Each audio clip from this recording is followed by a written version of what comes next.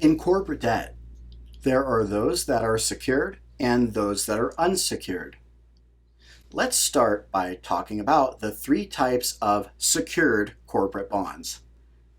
There are, first, a mortgage bond.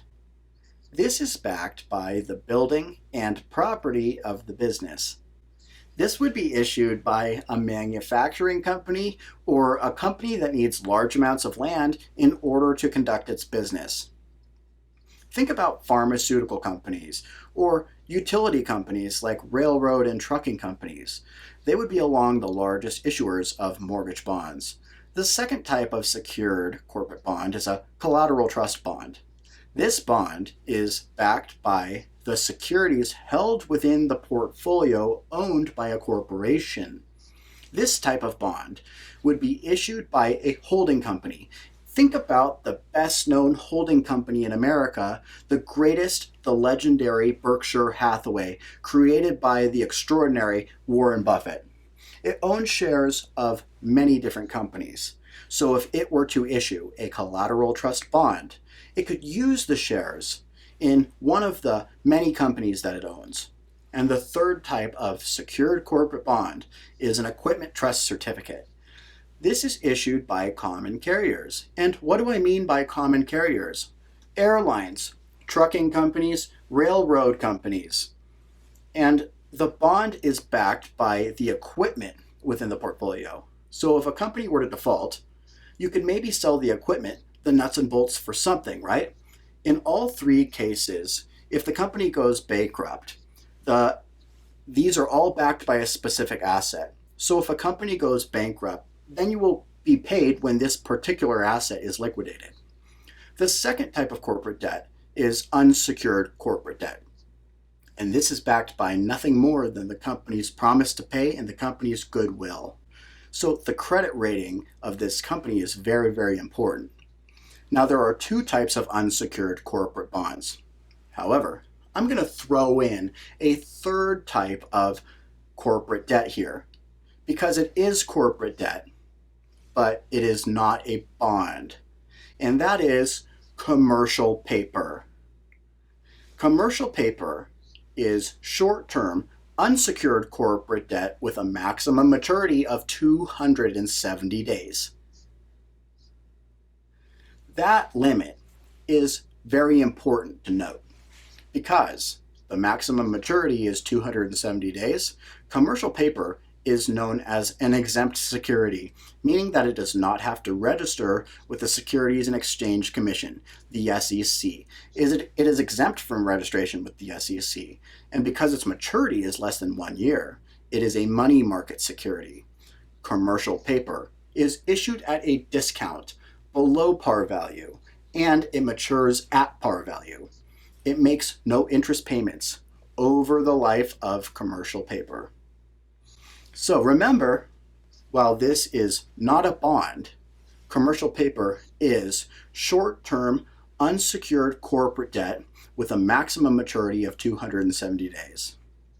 Now that we've talked about commercial paper, let's look at the two types of unsecured corporate bonds. They are a debenture and an income or adjustment bond.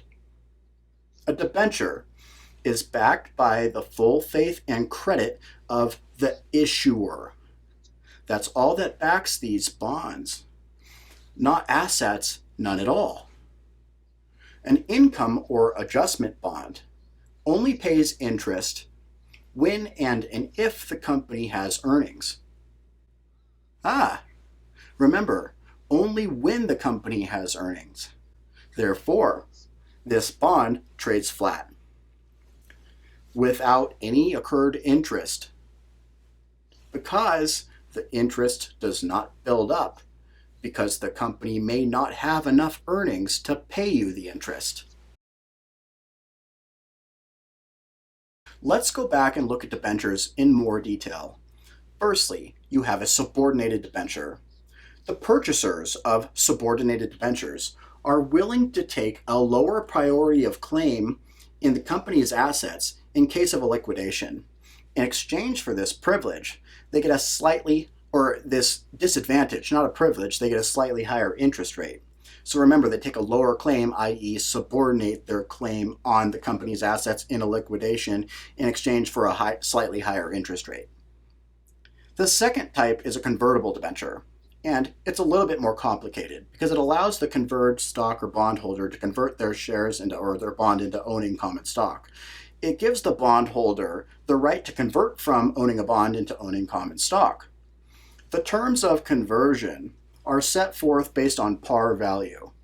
It's set based when the bond is issued, and the terms are always based upon par value. So, not the market value of the bond, but par value.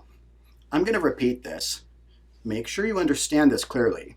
The terms of conversion are set forth based upon the bond's par value, not the bond's market value. So, why does a company issue a convertible debenture? Well, because it pays one of the lowest interest rates among all types of corporate bonds. And it gives the bondholder the ability to participate in the company's growth and capital appreciation over time.